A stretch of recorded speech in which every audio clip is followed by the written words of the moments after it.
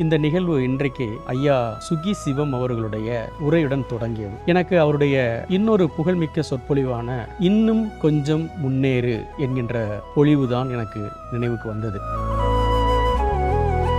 செயல் அமைப்புடைய கனவு மெய்ப்பட என்கின்ற தொழில் முனைவர்களுக்கான ஒரு சந்திப்பு நிகழ்ச்சி. அந்த நிகழ்வில் ஐகான் ஆஃப் தமிழ்நாடு என்கின்ற விருதை அர்த்த மண்டபத்தின் சார்பாக நான் பெற்றுக்கொண்டேன்.